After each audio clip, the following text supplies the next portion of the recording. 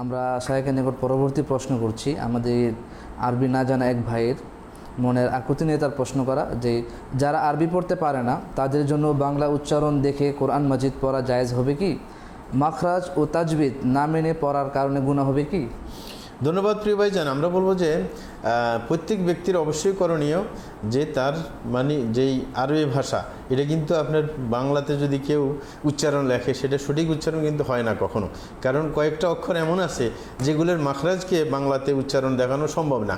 এই কারণে তো রাসূল আকরাম সাল্লাল্লাহু আলাইহি ওয়াসাল্লামের একটা মিশন, যেটা সর্বপ্রথম মিশন, সেটা হচ্ছে ইয়াতলু আলাইহিম আয়াতে। 3টা মিশনের মধ্যে সর্বপ্রথম মিশন হচ্ছে কোরআনের তেলাওয়াত শিক্ষা দেওয়া।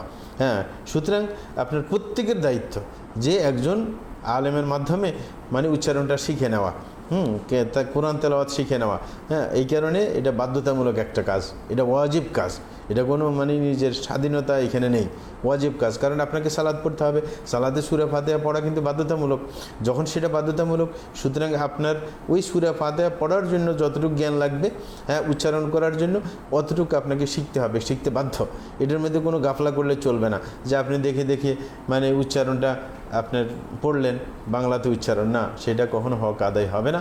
এই কারণে আমরা বলবো যে আপনি এতদিন ভুল করলেও সামনে ভুল করবেন না। বাংলাদেশে লোকের অভাব নাই, প্রত্যেকটা মসজিদের মধ্যে ভালো কোরআন তেলাওয়াত করতে পারে, ইমাম আছে, মুয়াজ্জিন আছে, ব্যবস্থা আছে। সুতরাং অবশ্যই সেই ব্যবস্থা গ্রহণ করবেন। আপনি যদি কাউকে না পান, নিজের পাশের কাউকে কিছু হাদিয়ে দিয়ে হলো শিখে নেওয়া সম্ভব। এটা কিন্তু কয়েক মাস লাগবে না, ইচ্ছা করলে 1 মাসের মধ্যেও সম্ভব। সুতরাং সেই কাজটা ইনশাআল্লাহ করবেন। জি, আলহামদুলিল্লাহ, আমরা এই প্রশ্নের জবাবটা খুব সহজভাবে পেয়ে গেলাম। শায়েখের নিকট আমাদের দিনী ভাইয়ের আরেকটি প্রশ্ন। আমাদের এক দিনী ভাই প্রশ্ন করেছেন, ফরজ নামাজের পর কি মোনাজাত করা যাবে একা নামাজ পড়লে? ধন্যবাদ। আমরা বলবো যে ফরজ নামাজের পর একা নামাজ পড়লেও সাথে সাথে মোনাজাত করবেন না, কারণ একা নামাজ পড়লেও যদি সেটা ফরজ হয়ে থাকে, যদিও ফরজটা আপনার মসজিদে পড়তে হবে জামাতের সাথে, আর যদি কখনও কোনোভাবে ছুটে যায় আপনি পড়লেন, তারপরেও ওই যে জিকিরগুলো আছে ফরজ নামাজের পরে সেগুলো আপনাকে করতে হবে। হ্যাঁ, সাথে সাথে আপনি মোনাজাত একা হইলে ধরবেন না, ওটা শেষ করে আপনি যদি ইচ্ছা করেন যে আমি একা একা আল্লাহর কাছে মোনাজাত ধরি, কোনো সমস্যা নেই।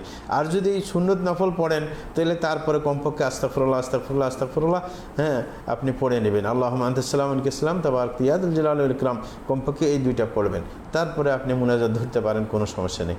জি, আলহামদুলিল্লাহ। আমাদের আরেক দিনই ভাই তিনি তালাক সংক্রান্ত খুব গুরুত্বপূর্ণ একটি প্রশ্ন এবং উদাহরণ টেনেছেন, আমরা সেটাও শায়েখের কাছে উপস্থাপন করবো ইনশাআল্লাহ। আমাদের দিনী ভাই তিনি প্রশ্ন করেছেন, তালাকের মাসালা দেওয়ার সময় হুজুরগণ উদাহরণ দেন যে একসাথে 3টি গুলি ছুঁড়ে যদি গুলিকে বলা হয় না লাগার জন্য, তাহলে তো গুলি আর কথা শুনবে না, লেগেই যাবে বলে থাকেন, মানে একসাথে 3 তালাক হয়ে যাবে। কিন্তু রুকানা নামক এক মহিলা যখন নবীজি সাল্লাল্লাহু আলাইহি সাল্লামের কাছে এসে একসাথে 3 তালাকের কথা বলেছিলেন, তখন নবীজি সাল্লাল্লাহু আলাইহি সাল্লাম এটাকে 1 তালাক বলেছিলেন।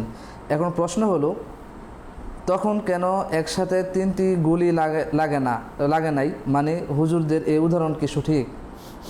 ধন্যবাদ প্রিয় ভাইজান। আমরা বলবো যে দুনিয়ার যে কোনো জিনিসের সাথে ধর্মীয় ব্যাপারকে তুলনা করলে তো চলবে না, আর এই তুলনা এখানে তো ঠিক হচ্ছে না। আর রোকানা আপনি যেন বললেন মহিলা, রোকানা কিন্তু পুরুষ, রোকানা মহিলা না। আমরা এই ক্ষেত্রে বলবো যে এই ক্ষেত্রে আলেমদের মধ্যে মতভেদ রয়েছে, বিশেষ করে 3 তালাক দিলে 1 তালাক হবে কি না। কিন্তু সকল মাযহাব কিন্তু একমত 3 তালাক দিতে 3 তালাক হয়ে যাবে, কারণ হযরত ওমর ফারুক রাদিয়াল্লাহু তাআলা আনহু তার প্রথম 2 বছরের পর, খেলাফতের 2 বছরের পর উনি এই সিদ্ধান্ত নিয়েছেন, ফরমান জারি করেছেন 3 তালাক দিলে 3 তালাক হবে। কারণ মানুষ তালাক নিয়ে তালবাহানা শুরু করছে, তামাশা শুরু করছে, এই কারণে বলছেন না আমি 3টাই ধরে নেব। এই হিসাবে তখন আলেমরা এটাই মেনে নিয়েছে। এই কারণে সকল মাযহাব কিন্তু একমত 3 তালাকে 3 তালাক হওয়া। কিন্তু আমরা বলবো যে বর্তমান পরিস্থিতিতে, আমাদের দেশে যে পরিস্থিতি, একজন মানুষ শরীয়তে কিভাবে তালাক দেবে, সুন্নাহ তালাক সেটা জানে না। হ্যাঁ, অথচ সুন্নাহ তালাক এত চমৎকার যে আপনি যদি চান যে সুন্নাহ মাফিক আপনার স্ত্রীকে তালাক দিবেন, সে যখন পবিত্র অবস্থায় থাকে, যেই পবিত্র অবস্থায় আপনি তার সাথে সহবাস করেন নাই, এই অবস্থায় আপনি 1টা তালাক দিবেন, 1টা তালাক দিয়ে আপনি চুপ করে থাকবেন, আর তালাক দিবেন না। হ্যাঁ, তারপরে 1টা ঋতুস্রাব যাবে, 2য় ঋতুস্রাব যাবে, 3য় ঋতুস্রাবের আগে আপনি সিদ্ধান্ত নেবেন আপনি কি এই স্ত্রীকে এই ঋতুস্রাব চলে যেতে দিবেন যে আপনার বায়ন হয়ে যাবে, এইভাবে ছেড়ে দিবেন, নাকি আপনি ফেরত নেবেন। তো 3য় ঋতুস্রাবের আগে আপনি ফেরত নিতে পারেন, হ্যাঁ, যদি আপনি ছাড়তে মনে না চায়, হ্যাঁ, যদি তাকে ভয় দেখানোর জন্য হয়ে থাকে। এইভাবে আবার তালাক দিতে গেলেও একই অবস্থায় তালাক দিবেন। এটা হচ্ছে সুন্নাত তালাক। তাহলে সুবিধা আছে, মানে একটা তালাক দেওয়ার পর যদি 3টা ঋতুস্রাব চলে যায় সে বায়ন হয়ে যাবে। বায়ন হইলে আবার আপনি নতুন করে বিয়ে করতে পারেন যদি সে আরেক জায়গায় বিয়ে না বসে থাকে, এই সুযোগটা আছে। কিন্তু আমাদের দেশে তো সুন্নাহ মাফিক তালাক দেয় না, হ্যাঁ, ঋতুস্রাবের মধ্যে তালাক দিয়ে দেয়, যেটাও বেদাতি তালাক। এই কারণে আমরা বলবো যে আমাদের দেশে যখন মানুষ হুট করে সব তালাক একসাথে দিয়ে দেয়, পরে কান্নাকাটি শুরু করে, তার বাচ্চা কাচ্চা আসে, এবং অনেকে কোনোভাবেই মেনে নিতে চায় না। একবার তো এক ব্যক্তি তালাক দিয়ে দিয়েছে, দেওয়ার পর আমি যখন বললাম তালাক হয়ে গেছে, হ্যাঁ, সে কাঁদতে শুরু করো, বললো যে আপনারা যদিও বলেন যে আর মানে বউ এটা তালাক হয়ে গেছে, আমি কিন্তু একে নিয়ে থাকবো। এখন এর ব্যাপারে কি করণীয়? যখন ব্যাপারটা আমাদের দেশে বুঝে শুনে তালাক দেয় না, এই কারণে আমরা বলবো যে রসুল আকরম সাল্লাল্লাহু আলাইহি ওয়াসাল্লামের যুগে, আবু বকরের যুগে, হযরত ওমরের প্রথম 2 বছরে যখন এটাই করা হয়েছিল যে 1 তালাকের বেশি দিলে 2 তালাক, যত তালাক হোক না কেন 1 তালাক ধরা হবে। যেমন আরেকটা সাহাবীর বর্ণনা, সে আসে বললো যে আমার দাদিকে আমার দাদা 100 তালাক দিয়ে দিছে। রসুল আকরম বলছেন ফাআমাল ওয়াহিদ ফাকাদ ওয়াকাত, একটা তো পড়ে গেছে, ওয়া আমাত 99 ফাইলাল্লাহ ইনশা আযাবাহু ওয়া ইনশা গফারা লাহ, যে আর 99টা যদি আল্লাহ চান তাইলে তাকে শাস্তি দিতে পারেন, এই জন্য, কারণ সে বেদাতি তালাক দিতে যায় কেন। আরেকটা হচ্ছে যদি আল্লাহ চান তাকে ক্ষমা করে দিতে পারেন। তাইলে রসুল আকরম সাল্লাল্লাহু আলাইহি ওয়াসাল্লামের যুগের এই ব্যাপারটা যদি আমরা মানে নেই, তাইলে হিলা করা যে এটা একটা হারাম কাজ, কবিরা গুনাহ কাজ, সেটার দিকে যাইতে হয় না। এই কারণে আমরা যদি কঠিন অবস্থা দেখি যে কেউ তার স্ত্রীকে মানে ছাড়তেই চায় না কোনোভাবে, যে কোনোভাবে সে ওর কাছে ওকে নিয়ে থাকবে, তখন আমরা ওই আগের মাসালা ধরে তখন তাকে 3 তালাক বা যত তালাক দেখ না কেন 1 তালাক হিসেবে আমরা ধরে নিতে পারি, ঝামেলা থেকে বাঁচার জন্য। এই কারণে আমরা বলি যে ওটার সাথে আর তুলনা করার দরকার নাই। কারণ যখন এরকম ফতোয়া ছিল তখন আপনি ওই যে গুলির সাথে তুলনা করে তো কোনো কাম নাই, এটা রাসূলের বিধান ছিল, তখন তো রাসূল এইভাবে ফতোয়া দিয়েছেন। এই কারণে আমরা বলবো ওই জটিলতা থেকে বাঁচার জন্য কমপক্ষে হিলার দিকে না যাওয়ার জন্য, যেটা হারাম কাজ সেটার দিকে না যাওয়ার জন্য আমরা প্রথম যুগের মাসালার উপর যদি আমরা চলি তাইলে ওই সমস্যাটা আর হচ্ছে না। এই কারণে আমরা প্রয়োজনের তাগিদে ওটাকে প্রাধান্য দিতে পারি। সুতরাং আপনি দুনিয়ার কোনো দৃষ্টান্ত দিয়ে ওটাকে ঘায়েল করার চেষ্টা করার কোনো মানে হয় না। জি, জাযাকুমুল্লাহ খাইর। আলহামদুলিল্লাহ, আশা করি ভাইয়ের প্রশ্নটি যেমন তার থেকে উত্তরটা আরও বেশি সহজ হয়েছে ইনশাআল্লাহ, আলহামদুলিল্লাহ। আমাদের আরেকটি দিনী ভাই প্রশ্ন করেছেন, সেটা আমরা শাহেখের কাছে উপস্থাপন করব। দিনী ভাইয়ের প্রশ্ন হলো, আল্লাহর সৃষ্টি জগতের মধ্যে তো আল্লাহর আরশ, কুরসি, জান্নাত, জাহান্নাম অন্তর্ভুক্ত, তো এগুলো কি আল্লাহ ধ্বংস করবেন? ধন্যবাদ প্রিয় ভাইজান। আমরা বলবো যে জান্নাত জাহান্নাম এইগুলা ধ্বংস করা না করা, এইগুলো হচ্ছে আপনার আলেমদের মধ্যে মতবাদ আছে। কেউ বলছেন আল্লাহ ছাড়া যত কিছু আছে সব ধ্বংস করে দেবেন, কিন্তু এটা না, কুল্লু শাইইন হালিকুন ইল্লা ওয়াজহা, যে আল্লাহ বলছেন সব জিনিস ধ্বংসপ্রাপ্ত, ধ্বংস হয়ে যাবে, একমাত্র তার সত্তাই বাকি থাকবে। এইখানে বলা হয় যেই জিনিস ধ্বংস করার উপযুক্ত, মানে আল্লাহ ধ্বংস করতে চাইবেন, হ্যাঁ, এই কারণে বিজ্ঞ ওলামায়ে কেরামের মত হচ্ছে যেগুলার ধ্বংস করার কোনো ফায়দা নাই, যেমন জান্নাত জাহান্নাম ধ্বংস করার কোনো দরকার নেই, হ্যাঁ, সুতরাং এটাকে রেখে দেবেন, ঠিক না? যেমন ফেরেশতাদেরকে ধ্বংস করার কোনো প্রয়োজন নেই, হ্যাঁ, সুতরাং সেটা রেখে দেবেন। এই কারণে বিজ্ঞ ওলামায়ে কেরামের মত হচ্ছে যেটা আল্লাহ ধ্বংস করবেন না, করার প্রয়োজন নাই, আরশে থাকবে, কুরসি থাকবে, হ্যাঁ, এরকম জান্নাত জাহান্নাম থাকবে, সেগুলো ধ্বংসের প্রয়োজন নেই, ধ্বংস করবে না। যদিও কারো কারো মত যে সব কিছু আল্লাহ ছাড়া সব কিছু ধ্বংস হয়ে যাবে, সুতরাং মত আছে, আলেমদের মতের মধ্যে ভিন্নতা আছে। এই কারণে আমরা বলবো যে এগুলো ধ্বংস করার কোনো প্রয়োজন নেই, হ্যাঁ, এই কারণে ওইভাবে আমাদেরকে বুঝতে হবে। জি, আলহামদুলিল্লাহ। আমরা শাহেখের নিকট আমাদের পরবর্তী প্রশ্ন করছি, যা আমাদের একদিনই ভাই প্রশ্ন করেছেন। তিনি প্রশ্ন করেছেন, পীরের বিষয়টা জানতে চাই। অনেকে বলে হক্কানি পীর, এখন সকল পীর কি ভণ্ড, বা হক্কানি পীররা কি ভালো, পীরের অনুসরণ করা কি যাবে?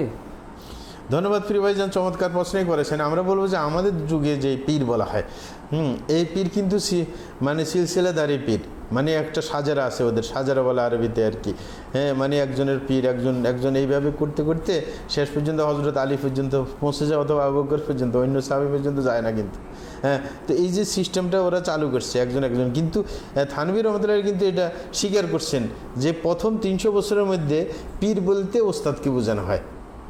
মানে এমন না যে আবু বকর কাউকে খেলাফত দিয়ে গেছেন মানে বায়াত করার জন্য, খেলাফতের বায়াত ছাড়া এমনিতেই আমলের জন্য বায়াত করা, এরকম করেন নাই, হ্যাঁ, নাকি হযরত আলী করছেন, কেউ করেন নাই। ওই ছাত্র হিসেবে ধরে যে ওনার পীর উনি, তাইলে ওই সিস্টেমটা হয়েছে হ্যাঁ আসলে ভুয়া। পরবর্তীতে যে সিস্টেম চালু হয়েছে, হ্যাঁ আসলে শরীয়তের মধ্যে আছে ওস্তাদ আর ছাত্রের ব্যাপারটা। হ্যাঁ, যে রসুল আকরাম সাল্লাল্লাহু আলাইহি ওয়াসাল্লাম সাহাবায়ে কেরামকে আপনার শিক্ষা দিয়ে গেছেন, সাহাবায়ে কেরাম তাবেঈনদেরকে শিক্ষা দিয়েছেন, তাবেঈনরা তবে তাবেঈনদেরকে শিক্ষা দিয়েছেন, এইভাবে ইসলামের ধারা। এখানে কোনো পীরগিরি কিছুই নাই। পীরগিরি আমাদের দেশে যেভাবে একজন একজনকে খেলাফত দিয়ে যায়, এই কারণে আমরা এক পিসাবকে প্রশ্ন করেছিলাম যে একজন একজনকে খেলাফত দিলে অথচ সে সমকামিতার সাথে জড়িত। তা আমি বললাম যে সে তো আপনি জানেন, আপনার কাছে কানে আসছে আপনার কানে যে এই বেচারা এই হারাম কাজটা করে, এখনও এ ছাড়তে পারে নাই, তা আপনি একে খেলাফত দিলেন কেন? আর খলিফা বানান মানে সে নিজে পরিষ্কার, সে আরেকজনকে পরিচ্ছন্ন করবে, ঠিক না? এটাই তো, কারণ তাদেরকে আরবিতে মুজাক্কি বলা হয়, আরেকজনের পরিশোধন করবেন, কি হে তো নিজেই পরিশোধন হয় নাই, তাইলে আপনি তাকে খেলাফত দিলেন কেন? উনি বলতেছে খেলাফত দিলাম হে যেন ভালো হয়। আমি কই আজ পর্যন্ত তো ভালো হয় না, ওই বেচারা তো বুড়ো হয়ে গেছে। হ্যাঁ ঠিক না? তো এই হয়েছে অবস্থা। এই কারণে আমরা বলবো যে বর্তমান যুগে যেই পরিভাষায় আপনার কি বলা হয়, পীর বলা হয়, এদেরকে যদি ধরা হয় পীর হিসাবে, তাইলে কিন্তু মানে বেদাতের একটা কেন্দ্র ধরা। মানে কারণ হয়েছে এই পীরদের মাধ্যমে সবচেয়ে বেশি শিরক এবং বেদাত সমাজের মধ্যে কিন্তু চালু হয়েছে, এই সে মানে পীরকে ভিত্তি করে। এই কারণে আমরা বলবো যে কোনোভাবে এদেরকে ধরতে যাবেন না, হ্যাঁ এদের অধীনে যাবেন না। কারণ এই যে সিস্টেমটা চালু হয়েছে, এই সিস্টেমটা কিন্তু আল্লাহ রসুল কিন্তু রেখে যাননি, এটা কিন্তু পরবর্তীতে এই সিস্টেমকে নিয়ে আসা হয়েছে। বিশেষ করে আপনার সুফিবাদীর যে সিস্টেমটা, এটা কিন্তু ইমাম গাজালি আসে এটাকে সূত্র আকারে রূপ দিয়েছেন, এটা কিন্তু জঘন্য। পরে এই কারণে ইমাম ইবনে তাইমিয়া রাহমাতুল্লাহি ওনার ব্যাপারে বলছেন যে ওনাকে এই অপকর্মের জন্য আল্লাহ ছাড় নাও দিতে পারেন, কারণ এই সিস্টেম করে দিয়ে গেলেন, সূত্র আকারে তৈরি করে দিয়ে গেলেন, হ্যাঁ মানে এই সুফিবাদকে, হ্যাঁ নতুবা তো এত প্রতিষ্ঠিত হতো না। এই কারণে আমরা বলবো যে যখন বর্তমান যুগে যত পীর আছে বুজুর্গ আছে, এগুলো তো এমনিই মানে উপযুক্ত আলেম না। আমরা বর্তমানে দেখতে পাচ্ছি যে বিশ্বের মধ্যে পিসাব যত আছে এরা কিন্তু যুগশ্রেষ্ঠ আলেম না, এরা কিছু সামান্য জ্ঞান ট্যান নিয়ে, হ্যাঁ বা কারোর একবার জ্ঞানও নাই, এরকমও অনেক পীর আছে। সুতরাং তাদের পিছু নেওয়ার কোনো মানে হয় না। আমরা বলি যে যোগ্য আলেমের হ্যাঁ আপনি অনুসারী হবেন, তার থেকে মাসালা জিজ্ঞাসা করবেন, কখনো নিজের ইসলাহের জন্য কোনো পীরতন্ত্র মানা বাধ্যতামূলক না। সৌদি আরবে যে পীরতন্ত্র নাই, তাইলে কোনো মানুষের কি ইসলাহ হয় না? না, ইসলাহ হইতে পারে, কারণ আমাদের যে বিধান আল্লাহ শান দিলেন কোরআন সুন্নাহকে, এটার মাধ্যমেই সব কিছু সম্ভব। হ্যাঁ এরকম যেমন আমলের মানে বিশুদ্ধতা সম্ভব, এরকম মনের বিশুদ্ধতাও সম্ভব। এই কারণে আমরা বলবো যে এটা হচ্ছে পরিপূর্ণ একটা বিধান। এই কারণে পীরের পিছনে চলতে যাবেন না, শিরিকের আপনার কোনো উৎস ধরতে যাবেন না। কারণ আমরা মনে করি হ্যাঁ ইতিহাসের দ্বারা যেটা আমরা বুঝতে পেরেছি যে পিসাব হচ্ছে যেটা প্রচলিত পীর, এরা হচ্ছে শিরিক এবং কি বেদাতের আখড়া। সুতরাং তাদের পিছু নিতে যাবেন না। কেউ যদি নিয়ে থাকেন, তাদের হাতে বায়াত করে থাকেন, তাইলে এটাকে ক্যান্সেল করে দেন। যেমন আমরা একসময় না বুঝে যখন হাঁটাঝুড়ি ছিলাম তখন পীর ধরেছিলাম, কিন্তু পরে যখন বুঝতে পেরেছি তখন বাদ দিয়ে দিয়েছি। সুতরাং আপনি করবেন না এটা, বরং আলেমদের অনুসরণ করেন। কারণ আল্লাহ বলছেন ফাসআলু আহলা যিকরি ইন কুনতুম লা তা'লামুন, আপনি যদি না জানেন আলেমের শরণাপন্ন হন, আলেমদের মাধ্যমে কোরআন সুন্নাহ জানার চেষ্টা করেন, এটা হচ্ছে সঠিক পথ। জি আলহামদুলিল্লাহ, শাহেকের কাছে প্রশ্ন উত্তরটা খুব সহজভাবে আমরা পেয়ে গেলাম। শাহেকের নিকট আমাদের আরেকটি প্রশ্ন, যা আমাদের একদিনই ভাই প্রশ্ন করেছেন। তিনি প্রশ্ন করেছেন, আচ্ছা কিছু নারীরা বলে থাকে স্ত্রীর সার্টিফিকেট ছাড়া স্বামী জান্নাতে যেতে পারবে না, এটা কতটুকু সঠিক? সাথে সেই হাদিসটা নিয়ে আসে যেখানে রাসূলুল্লাহ সাল্লাল্লাহু আলাইহি সাল্লাম বলেছেন সর্বোত্তম সেই যে পরিবারের নিকট উত্তম। জি ধন্যবাদ, চমৎকার ব্যাপার। আমরা বলি যে প্রত্যেকে তো নিজের যেটা সুবিধাজনক সেটাই বলার চেষ্টা করবে, কিন্তু রসুলের হাদিসের জায়গায় ঠিক আছে। রসুল বলছে যে খায়রুকুম লি আহলে, তোমাদের মধ্যে সর্বোত্তম আছে যে নিজের ফ্যামিলির কাছে সর্বোত্তম, আর ওয়ানা খায়রুকুম লি আহলি, আর আমি আমার ফ্যামিলির কাছে সর্বশ্রেষ্ঠ। কথাটা ঠিক আছে, হ্যাঁ এটা কিন্তু কোন জায়গায় ঘাটে? যে জায়গা হচ্ছে মানে স্ত্রীও শরীয়ত বুঝে, সুতরাং স্ত্রীর ধর্মীয় দৃষ্টিকোণ থেকে সে তার স্বামীকে যাচাই করবে। কিন্তু বর্তমানে তো সব স্ত্রী এরকম না। হ্যাঁ প্রত্যেক স্ত্রী দেখা যায় যে শরীয়ত বিরোধী অনেক কিছু সে আশা করে থাকে, তো তার কাছে ভালো হইতে হলে তো সে শরীয়ত বিরোধী কাজ করতে হবে। যেমন অনেক মেয়ে আছে মানে সে পর্দা করতে চায় না, এখন তার কাছে ভালো হইতে হইলে তো তাকে পর্দার ব্যাপারে ছাড় দিতে হবে। সুতরাং এটা আসলে উদ্দেশ্য না। উদ্দেশ্য হচ্ছে একজন মহিলা যদি সত্যিকারের দিনদার হয়, তাইলে আপনার দিনের উপর চলার যেই আপনার স্বীকৃতি, এটা নিজের মহিলার কাছে হয়েছে সর্বোচ্চ স্বীকৃতি। কারণ একজন বাইরে বুজুর্গ হইলেও কিন্তু ঘরে গেলে অনেক সময় উল্টাপাল্টা আমল করে, মানে ঠিক মতো নামাজ পড়ে না, যদি সে বাইরে না যায়, কোনো দিন বৃষ্টি হয়, দেখা যায় নামাজটা পড়লো না, তাইলে আপনার ধার্মিকতার ব্যাপারে সবচেয়ে কে বেশি জানবে? তার স্ত্রী বেশি জানবে।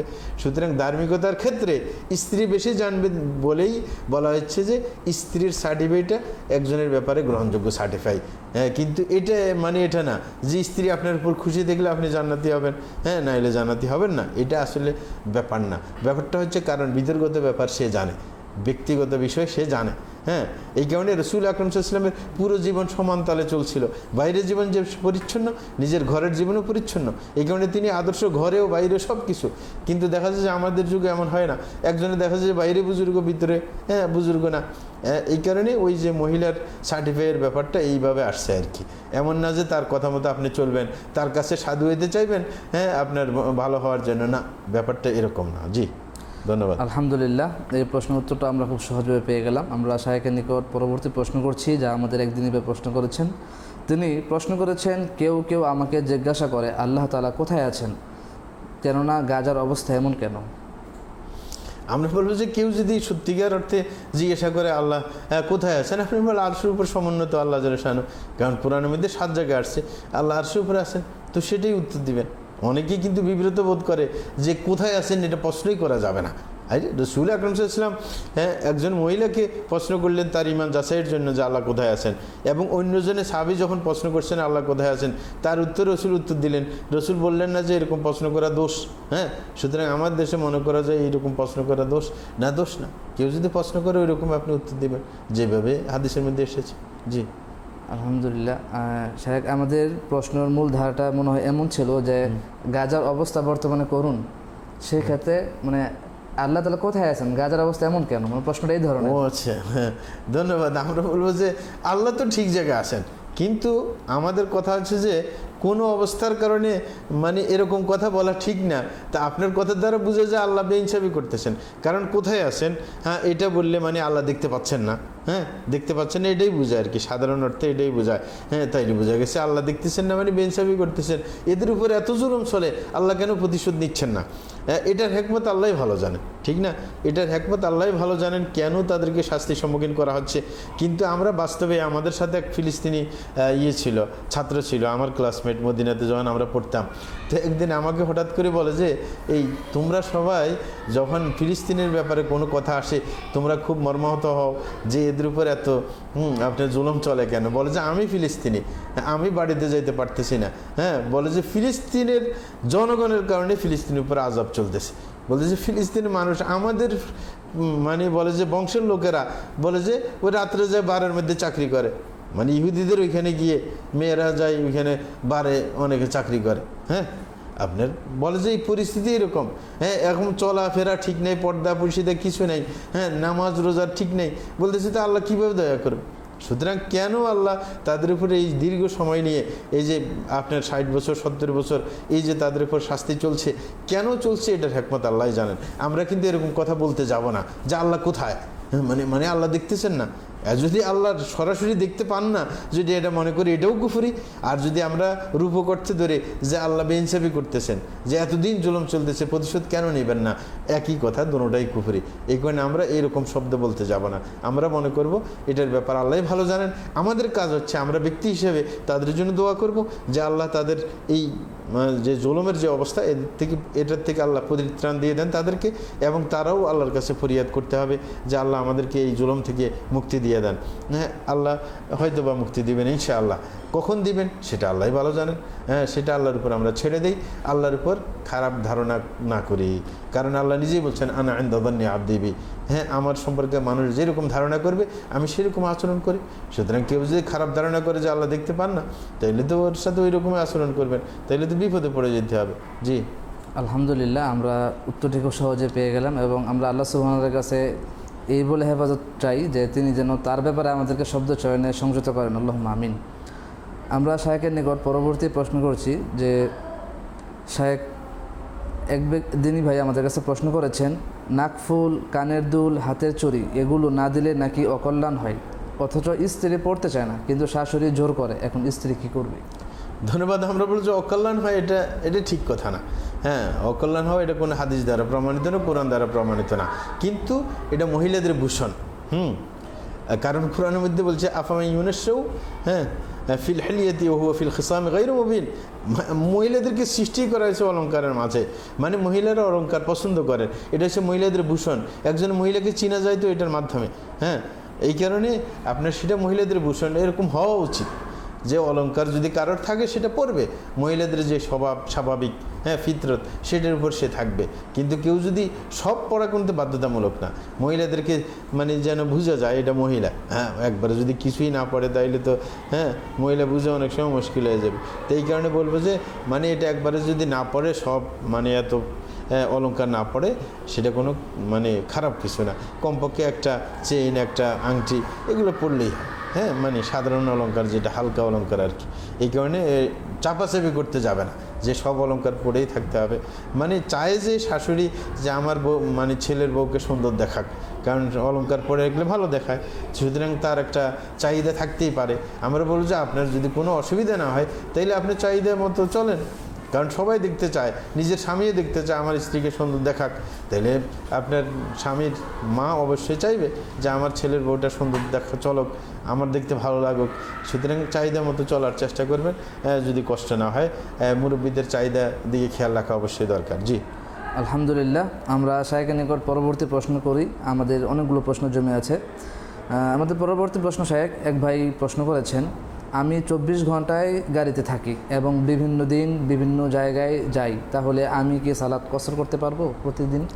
জি, ধন্যবাদ প্রিয় ভাইজান। আপনি যদি প্রত্যেক দিন সফরের আন্দাজ দূরত্বে চলে যান তাইলে আপনি সফর করতে পারবেন, জমাও করতে পারেন। যেমন একজন মানুষ লক্ষ্মীপুর থেকে যদি প্রত্যেক দিন সে গাড়ি ড্রাইভ করে ঢাকায় যায়, তাইলে তার সফরের আন্দাজ মানে সে চলে প্রত্যেক দিন আসা যাওয়া করে, তাইলে সে মুসাফির। এমনকি সে পুরো বছরই মুসাফির যদি প্রত্যেক দিন সে ড্রাইভ করে। এমন না যে তার পেশার কারণে সে মুসাফির হবে না, না, যেরকম তার প্যাসেঞ্জাররা মুসাফির হয় সেও মুসাফির। সুতরাং সে চাইলে প্রত্যেক দিনই জমা করতে পারবেন, কসর করতে পারবেন, কোনো সমস্যা নেই, এতে কোনো সমস্যা হবে না। জি, আলহামদুলিল্লাহ। আমাদের পরবর্তী প্রশ্ন শায়েখের নিকট, আমাদের একদিনই ভাই প্রশ্ন করেছেন, ইরান আমেরিকা যুদ্ধে কেউ ইরানের পক্ষে কেউ আমেরিকার পক্ষে, তাহলে আমরা কি করবো এক্ষেত্রে? ধন্যবাদ প্রিয় ভাইজান। আমরা বলবো এক্ষেত্রে যেটা আমাদের করণীয় সেটা হচ্ছে আমরা মুসলমানদের পক্ষে। কিন্তু এই যে ব্যাপারটা বোঝা মুশকিল যেখানে আপনার উদ্দেশ্য কি, কারণ এগুলো অস্পষ্ট। কারণ কাফেররা কখনো মুসলমানদের কল্যাণ চায় না। এখন আপনি এরকম ব্যাখ্যাও দিতে পারেন, কেউ মানে খুবই খুশি যে ইরান শক্তি সামর্থ্য দেখাইতে পারতেছে, ইরান দ্বারা আমরা উপকৃত হব না। বিশ্বের মধ্যে আজ পর্যন্ত ইতিহাস কখনো সাক্ষ্য দেয় না যে আপনার শিয়াদের কারণে মুসলমানদের কোনো লাভ হয়েছে, বরং ইতিহাস সাক্ষ্য দেয় শিয়াদের কারণে মুসলমানদের জায়গায় জায়গায় ক্ষতি হয়েছে। যত বড় বড় যুদ্ধ হয়েছে অনেকগুলোর পিছনে শিয়াদের হাত আছে, হ্যাঁ। সুতরাং আমরা বলবো যে শিয়াদের দ্বারা আসলে কোনো কল্যাণ নাই, কিন্তু এটার অন্যরকম ব্যাখ্যা দেওয়া সম্ভব। আমরা যেটা মনে করি, আমার যেটা অ্যানালাইসিস আর কি ব্যক্তিগত, সেটা আমি অন্যকে কোনো বাধ্য করতেছি না। আমার অ্যানালাইসিস হইতেছে আপনার যে ইসরায়েল এবং আমেরিকা আপনার ইরানের উপর আক্রমণ করছে, ভিতরে কিন্তু চীন, রাশিয়া এগুলো কিন্তু অস্ত্র দিচ্ছে। সুতরাং রাশিয়া আর চীনের এদের একটা নিজে সামনে মোড়ল হওয়ার একটা চিন্তা আছে, সুতরাং আমেরিকাকে দাবানোর একটা চিন্তা আছে।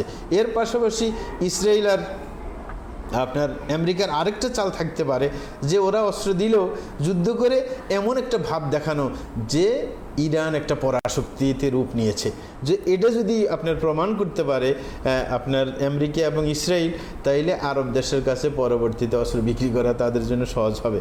কারণ ইদানিং এই যুদ্ধ লাগার আগে কিন্তু সৌদি আরব যারা আপনার আমেরিকার ছত্রছায়া ছিল, মানে তাদের ওইখানে ঘাঁটি দিয়ে তাদেরকে নিরাপত্তার একটা দাবি করা হইতো, সৌদি সরকার কিন্তু এই চেতনা থেকে বাইরে হয়ে গেছে, আস্তে আস্তে মানে চীনের দিকে ঝুঁকছে, আমেরিকার থেকে দূরে সরে গেছে। তারা বুঝতে পারছে এরা খালি গেলে আমাদের টাকা নষ্ট করে। তখন এমনও হইতে পারে যে এটা বোঝানোর জন্য ইরান যে শক্তিশালী, এখনও পাওয়ারফুল, যে আমেরিকাকেও মানে টেক্কা দিতে পারে, এরকম পাওয়ারফুল দেখানোর জন্য যেন সৌদি আরব ভয় পেয়ে তাদের থেকে আবার অস্ত্র কিনে, এরকমও তো হইতে পারে। হ্যাঁ, এটা হওয়া অসম্ভব না। হ্যাঁ, নতুবা আপনার সে কেন আপনার যুদ্ধ করতে যাবে খালি খেলে? ওদের সাথে যুদ্ধ করার কি মানে? হ্যাঁ, খালি খেলে প্রেসার লাগানোর। হ্যাঁ, আমরা বলবো যে এরকমও তো ব্যাখ্যা হইতে পারে। এই কারণে আমরা বলবো যে সার্বিকভাবে আমরা মুসলমানদের পক্ষে থাকবো, কিন্তু খালি খেলি মানে অন্ধভাবে মুসলমানদের পক্ষ নিব, এরকম তো হতে পারে না। যৌক্তিকভাবে মুসলমানদের পক্ষ থাকবো, কারণ একজনে যদি ভুলও করে তারপরে সে আমার মুসলিম ভাই, তার দ্বারা ইসলামের কিছু ফায়দা তো হতে পারে। এই কারণে সর্বসাকুল্যে আমরা মুসলমানের পক্ষেই থাকবো, কিন্তু প্রত্যেকটা জিনিস বুঝার চেষ্টা করবো, অ্যানালাইসিস করতে চেষ্টা করবো এখানে লাভ ক্ষতি কার। এই কারণে আমরা বলবো যে এই সমস্ত আন্তর্জাতিক যে যুদ্ধগুলো হয় এগুলোর পিছনে অনেক মোড়লরা থাকে। এই কারণে সুস্পষ্টভাবে নিশ্চিত কার কী উদ্দেশ্য এটা কিন্তু আপনার বোঝাও মুশকিল। এই কারণে প্রত্যেকের ভিন্ন ভিন্ন মত থাকতে পারে। এই কারণে আমরা বলবো যে আমরা মুসলমানদের পক্ষে সার্বিকভাবে, যে মুসলমানরা যেমন ইরান শেষ পর্যন্ত সৌদি আরবের সাথে একটু কাছাকাছি অবস্থানে আসছে, সৌদি আরব ইরানের বিরুদ্ধে আর কঠিন থাকে নাই, কারণ তারা মনে করছে যে এরা তো মুসলমান নামদারি, যদিও ভুল হয়ে থাকুক না কেন, আমরা কেন আপনার আমেরিকার পক্ষে যাব, আমেরিকাকে আর তারা সাপোর্ট দেয়নি, নিজেদের ভূমি ব্যবহার করতে দেয়নি। এটা ভালো, এই দৃষ্টিকোণ ভালো যে সার্বিকভাবে মুসলমানদের পক্ষে থাকা, মুসলমানদের বিপক্ষে না যাওয়া। কারণ কাফেরদের দৃষ্টিতে তো মুসলমান কোনটার মানে আকিদা কি এগুলো তো ওরা দেখে না, ওরা মুসলমানকে মুসলমান হিসেবে দেখে। এই কারণে তারা মুসলমানদের শত্রু সার্বিকভাবে, সে যে আকিদারে হোক না কেন। এই কারণে আমরা বলবো যে ওই যে কথা, আমরা মুসলমানদের পক্ষে থাকব, কিন্তু মুসলমান যেই ধরনের ওই ধরনের পক্ষে থাকব। মুসলমান যদি খাঁটি মুসলমান হয় সম্পূর্ণভাবে তার পক্ষে থাকব, আর যদি অখাঁটি মুসলমান হয় হ্যাঁ তাইলে তার আংশিক যেটা তার ভালো দিক সেটার পক্ষে থাকবো। এটাই হচ্ছে আসল কথা। জি, জাযাকুমুল্লাহ খায়র। আলহামদুলিল্লাহ, আমরা গুরুত্বপূর্ণ প্রশ্নের সহজ উত্তর পেলাম। শাহেখের নিকট আমাদের পরবর্তী প্রশ্ন, যা একদিনই ভাই প্রশ্ন করেছেন, তিনি প্রশ্ন করেছেন, নাবিরা নিজেদের থেকে গায়েব জানতেন না, আল্লাহ সুবহানাহু ওয়া তাআলা যতটুকু জানিয়েছেন ততটুকুই তারা জানতেন, আমার এই আকীদা কি সঠিক? জি অবশ্যই, নবীরা নিজ থেকে গায়েব জানতে পারেন না, আল্লাহ যতটুকু জানায় এটা হ্যাঁ কোরআনের মধ্যে আল্লাহ নিজে পরিষ্কার বলছে। জি জি আলহামদুলিল্লাহ। পরবর্তী প্রশ্ন শাহেখের নিকট, দিনী ভাইয়ের প্রশ্ন ছিল, আচ্ছা যারা জুমার সালাত পড়ে অন্য সালাত প্রায় পড়ে না, মাঝে মাঝে পড়ে, এদের বিধান কি? জি ধন্যবাদ। কোনো ব্যক্তি যদি শুধু জুমার নামাজ পড়ে আর কোনো নামাজের তোয়াক্কা করে না, মনে চাইলে কোনোটা পড়লো না, এদের বিধান হচ্ছে কাফেরের বিধান। কারণ সে সালাতের ফরজিয়তকে সে বাস্তবে স্বীকার করে না। যদি ফরজিয়তকে স্বীকার করতো, সালাত পড়া ফরজ, তাইলে অবশ্যই সে কাজটা করতো। যেমন একজন মানুষ একটা কোম্পানির ডিউটি দেয়, সে মনে করে যে এটা বাধ্যতামূলক ডিউটি, এটা না করলে বেতন পাওয়া যাবে না। এই কারণে প্রত্যেক দিন সে তাকে কেউ ডেকে দিতে হয় না, টাইম মতো সে ডিউটিতে যায়, তাইলে ডিউটি বাধ্যতামূলক মনে করে। তাইলে আল্লাহর ক্ষেত্রে একই কথা, কেউ যদি সালাদকে ফরজ মনে করে তাইলে সে প্রত্যেকটা সালাদ টাইম মতো পড়বে। হইতে পারে অলসতার কারণে কোনো দিন ফজরের নামাজে একটু ঘাটতি হবে, দেরিতে যাইবে, বা মাসের মধ্যে একবার মিস যাইতেও পারে, হ্যাঁ যে একটু দেরিতে হয়ে গেল, জামাত পাইল না, কিন্তু মানে সে শুধু জুমার নামাজে পড়ে আর নামাজের খবর নাই, তাইলে সেই ফরজকে বাস্তবে স্বীকার করে না। হ্যাঁ, সুতরাং তার কর্ম দ্বারা এটা প্রমাণিত, সে স্বীকার করে না। এই কারণে তার বিধান হচ্ছে সেও কাফের, হ্যাঁ যদি সে নামাজে কন্টিনিউ না করে। জি আলহামদুলিল্লাহ। শাহেখের নিকট আমাদের পরবর্তী প্রশ্ন, একদিনই ভাই প্রশ্ন করেছেন, শাহেখ ফেসবুকে একজন সালাফি আলেম একটা বলেন, আরেকজন সালাফি আলেম আরেকটা বলেন, মানে একজন আরেকজনকে রদ করেন, আমরা কার দিকে যাব? ধন্যবাদ প্রিয় ভাইজান। আমরা বলবো যে যদি আপনার বিবেক বুদ্ধি থাকে তা আপনি মানে দনোজনকে জিজ্ঞাসা করতে পারেন, অথবা দনোজনের বক্তব্য শুনতে পারেন যে কারটা কোরআন হাদিসের নিকটবর্তী, হ্যাঁ যেটাকে আপনি কোরআন হাদিসের নিকটবর্তী মনে হয়, যার উপর আপনার আস্থা থাকে তার জ্ঞানের ব্যাপারে, তাহলে সেটাই মানেন। আর যদি দেখা যায় যে আপনার মানে আপনি বুঝতেছেন না, মাসালার ব্যাখ্যা যে দুইজনে দুইভাবে দিচ্ছে আপনি বুঝতেছেন না, তাইলে কমপক্ষে কোন ব্যক্তির দিয়ানতদারি আছে, কোন ব্যক্তি শরীয়তের পাবন বেশি, আল্লাহকে বেশি ভালো ভয় পায়, হ্যাঁ মানে তার মধ্যে তাকওয়া বেশি এবং তার জ্ঞান বেশি, ওই হিসেবে আপনি তার উপর আস্থা রেখে তারটা মানেন। সুতরাং দ্বিধাদ্বন্দ্বে পড়ার কোনো মানে হয় না। যদি বুঝতে পারেন, নিজের অ্যানালাইসিস করার ক্ষমতা থাকে, নিজের বুদ্ধি বিবেক থাকে, তাইলে কোনটা কোরআন হাদিসের নিকটবর্তী যদি এটা বুঝতে পারেন তাইলে সেটা, নাইলে কমপক্ষে কার মানে আল্লাহর প্রতি ভয় বেশি, কার জ্ঞানের মানে দৌড় বেশি, সেইভাবে আপনি তার উপর আস্থা রেখে মানতে পারবেন। কারণ আপনি তো সাধারণ মানুষ, আপনার তো আর করার কিছু নেই, হ্যাঁ আপনাকে আলেমের উপর নির্ভরশীল হতেই হবে। সুতরাং ওই যে এটা বলে কিন্তু বিধান থেকে দূরে থাকবেন না, যে আলেমরা যখন দ্বন্দ্ব করে আমি এটার থেকে দূরে, হ্যাঁ এটা বলতে পারবেন না। সিদ্ধান্ত নিতেই হবে আপনি যখন মুসলমান, কারণ ওই বিধান তো আপনাকে মানতে হবে, সুতরাং সিদ্ধান্ত নেওয়া বাধ্যতামূলক। জি আলহামদুলিল্লাহ। শাহেখ আমাদের একদিনই প্রশ্ন করেছেন, মাযহাব মানলেও হবে না মানলেও হবে, এই কথাটা কি সঠিক? ধন্যবাদ। আমরা বলবো যে প্রিয় ভাইজান, আসলে মাযহাবের ব্যাপারটা যদি আমরা বুঝি তাইলে এই সমস্যা থাকে না। মাযহাব কাকে বলে? মাযহাব মানে হচ্ছে যেই মাসালার ব্যাপারে কোরআন হাদিস সুস্পষ্ট না, হ্যাঁ কোরআন হাদিসের উপর গবেষণা করে কোনো ব্যক্তিগত মত, এটাকে মাযহাব বলে, ব্যক্তিগত মতকে। সুতরাং যেমন আমাদের চারজন প্রসিদ্ধ আইমায়ে কেরাম ছিলেন, হ্যাঁ, ইমাম ইমাম আবু হানিফা রহমতুল্লাহ আলাইহি, ইমাম মালিক, ইমাম শাফি, ইমাম আহমদ, এরা ছিলেন বিশিষ্ট চারজন ইমাম, যারা আপনার কোনো মাসলার মধ্যে যদি কোরআন হাদিস সুস্পষ্ট না থাকে নিজেরা গবেষণা করে একটা মত দিয়েছেন, এটার মানে মাযহাব। যদি এমন হয়, যদি এটা বুঝে থাকেন যে মাযহাব মানে এটা, তাইলে যেই ব্যাপারে কোরআন হাদিস সুস্পষ্ট না আপনাকে মানতে হবে। আপনি যদি নিজে গবেষক না হয়ে থাকেন তাহলে যে কোনো আলেমের আপনার শরণাপন্ন হতে হবে। আপনি নিজে গবেষক হইলে নিজে মাযহাব মানার দরকার নাই, আপনি নিজে গবেষণা করে যে মতকে প্রাধান্য দিবেন, কোরআন হাদিসের নিকটবর্তী মনে হবে সেটাই মানবেন, তাইলে আপনার মাযহাব মানা লাগবে না। কিন্তু যদি আপনি এমন হন যে না আপনি সিদ্ধান্ত নিতে পারেন না, তাইলে আপনার জন্য বেশি বেস্ট মতামত হচ্ছে আপনার যুগের শ্রেষ্ঠ যিনি আলেম, যোগ্য আলেম, তার অনুসরণ করেন। সে মাযহাব অনুযায়ী ফতুয়া দেখ অথবা নিজে গবেষণা করে ফতুয়া দেখ। বরং যারা গবেষণা করে দিতে পারে তারা প্রায়োরিটি পাবে আনুগত্যিক দিক দিয়ে। কারণ যারা মানে মাযহাব মানে তারা নতুন মাসলার মধ্যে গবেষণা করার দক্ষতা রাখে না, তখন ওই মাসলার মধ্যে সে ভুল করবে নিজে গবেষণা করতে গেলে। আর যারা গবেষণা করতে অভ্যস্ত তারা সঠিক মাসলা দিতে পারবে। এই কারণে আমরা বলবো সাধারণ মানুষের জন্য যে আপনি যদি নিজে কোরআন হাদিসকে না বুঝেন, তাইলে আপনি আপনার এলাকার যিনি যোগ্য আলেম, বিশ্বস্ত, যার এলেমের ব্যাপারে আপনার আস্থা আছে, তার কথা শুনেন। আপনার টেনশন করা লাগবে না তিনি মাযহাব মানেন বা নাই মানেন, এটা নিয়ে টেনশন করার কোনো দরকার নেই। সুতরাং আমরা বলবো জরুরতের ক্ষেত্রে একজন আলেমের জন্য, হ্যাঁ, তিনিও মাযহাব মানতে পারেন। আর যিনি যোগ্য আলেম তার মাযহাবের তোয়াক্কা করা লাগে না, নিজে গবেষণা করতে পারেন, তার মাযহাব মানতে হয় না। যেমন আরব দেশে একসময় হাম্বলি মাযহাবটা চর্চা বেশি হইতো, এখনও চর্চা হয় মাদ্রাসাগুলোতে, কিন্তু যখন একটা উচ্চ পর্যায়ে চলে যায় আলেম, যখন নিজে গবেষণা করতে পারেন, তখন কিন্তু তারা হাম্বলি মাযহাবের আওতাধীন আর থাকে না, তখন তারা স্বতন্ত্রভাবে গবেষণা করেন। কিন্তু যারা আপনার ওইরকম গবেষণা করার উপযুক্ততা নাই, ওই আলেমদের অনুসরণ করে থাকেন। এটা হচ্ছে সাধারণ সিস্টেম, এটাই হচ্ছে করণীয়। এই কারণে মাযহাব নিয়ে ওই দ্বন্দ্বের মধ্যে পড়ার কোনো দরকার নেই। আপনি আপনার যুগের যোগ্য আলেমের অনুসরণ করেন, সে কি মাযহাব অনুযায়ী ফতুয়া দেয় নাকি সে তার যোগ্যতা অনুযায়ী গবেষণা করে ফতুয়া দেয়, হ্যাঁ, সেটা তার ব্যাপার। আপনি শুধু তার যোগ্যতার উপর বিবেচনা করে, তার তাকওয়ার উপর বিবেচনা করে তার অনুসরণ করেন, এটাই হচ্ছে আসল কথা। জি, জাযাকুমুল্লাহ খাইর। আলহামদুলিল্লাহ, আমরা এই প্রশ্নের উত্তরটিও খুব সহজভাবে পেয়ে গেলাম শায়েখের নিকট থেকে। আমরা শায়েখের নিকট পরবর্তী প্রশ্ন করছি, যা আমাদের একদিনই ভাই প্রশ্ন করেছেন। শায়েখ, কিছু স্বামীরা সারাদিন কাজে ব্যস্ত থাকেন আর স্ত্রীরা চান তাদেরকে বেশি সময় দিতে, ঘুরতে ফিরতে, আনন্দ করতে, হাসি মশকরা করতে। এখন যদি স্বামী এমন না করে তাহলে কি স্ত্রীর হক নষ্ট হবে? ধন্যবাদ প্রিয় ভাইজান। আমরা বলবো যে স্বামী যদি এমন কোনো কাজে থাকে যেটা ধর্মের সাথে সম্পর্ক, তাহলে স্ত্রীকে ছাড় দেওয়া দরকার। হ্যাঁ, যে স্ত্রী ছাড় দিলে কিন্তু তার সওয়াব হবে। যেমন রাসূল আকরাম সাল্লাল্লাহু আলাইহি ওয়াসাল্লামের কাছে এক মহিলা এসে বলছিল যে আমরা তো মহিলা হিসেবে আপনার স্বামীদের দায়িত্ব পালন করি, তার সন্তান লালন পালন করি, তার সন্তান ধারণ করি, সব কিছু করি, কিন্তু আমরা তো জিহাদে যাইতে পারি না, আমরা তো এরকম জিহাদে অংশগ্রহণ করা আমাদের পক্ষে সম্ভব না, তাইলে আমাদের কি লাভ, আমরা এই কাজ করলে লাভ কি? তখন রাসূল আকরাম সাল্লাল্লাহু আলাইহি ওয়াসাল্লাম বলছিলেন যে তোমরা নিজের ঘরে থাকিও জিহাদের সওয়াবটা পেয়ে যাবে। সুতরাং ধর্মীয় কাজ যদি স্বামী করে থাকে, স্বামীকে ছাড় দিলে আপনি সমপরিমাণ সওয়াব পেয়ে যাবেন, কারণ আপনি তাকে সুযোগ দিলেন। আর যদি আপনার দুনিয়ার কাজ হয়, তাইলে আপনার ইচ্ছা, আপনি স্বামীকে ছাড় দিতে পারেন, আপনার অধিকারের দাবি করতেও পারেন, হ্যাঁ, কারণ এটা দুনিয়ার ব্যাপার। সুতরাং এটা আপনার সাথে সম্পর্কিত। এখানে আমরা বলবো যে এইগুলো সাধারণত স্বামী স্ত্রীর ব্যাপারগুলো পারস্পরিক অধিকারের সাথে সম্পর্কিত। এই কারণে স্ত্রী বুঝে কতটুকু তিনি ছাড় দিবেন, কতটুকু ছাড় দিবেন না তার ব্যাপার। দুজনের সমঝোতার ভিত্তিতে চলা, এটা হচ্ছে আসল সঠিক মাসালা। হ্যাঁ, যে দুইজন সমঝোতা করে যতটুকু ছাড় কাট দিতে পারে আর কি।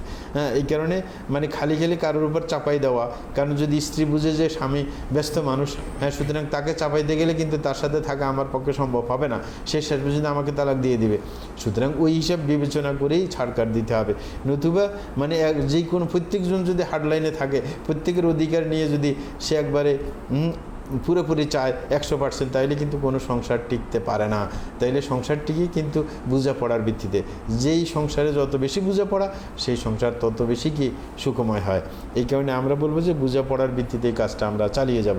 জি, জাযাকুমুল্লাহ খাইর। জি, আলহামদুলিল্লাহ। শায়েখ, আমাদের পরবর্তী প্রশ্ন, যা আমাদের একদিনই প্রশ্ন করেছেন, যদি কোনো আলেম বা মুফতি কাউকে ফতোয়া দেওয়ার সময় ভুল ফতোয়া দেন এবং ফতোয়াপ্রাপ্ত লোক এর উপরে আমল করেন, তবে এখানে কেউ কি গুনাহগার হবে? ধন্যবাদ প্রিয় ভাইজান। আমরা বলবো যে কোনো মুফতি যদি ভুল ফতুয়া দিয়ে থাকেন, যদি তার সুযোগ থাকে, হ্যাঁ, এই ফতুয়াটা আবার নতুন করে মানুষকে জানিয়ে দেওয়া যে আমি ভুল ফতুয়া দিয়েছিলাম, তাহলে অবশ্যই তাকে সেটা করতে হবে। কিন্তু যদি এমন হয় কোনো ব্যক্তিকে ফতুয়া দিয়েছেন, ওই ব্যক্তি আর শুদ্ধটা আমলটা জানার আর কোনো সুযোগ হয়নি, ওইভাবে তিনি আমল করে মারা গিয়েছেন, তাইলে এটা দায়ভার মুফতি সাহেব নেবে, ওই ব্যক্তি নেবে না, কারণ সে তো আলেমের কথা শুনতে বাধ্য, তার তো যোগ্যতা নেই। এই কারণে সে দায়ভার সে ব্যক্তিগতভাবে নেবে না, আলেমের দায়ভার। আর আলেম যদি বুঝতে পারে নাই, পরবর্তী নিজকে ঠিক করে নিয়েছে, তাইলে আল্লাহ ক্ষমা করে দেবেন, এতে আর করার কিছু নেই। জি, জাযাকুমুল্লাহ খাইর।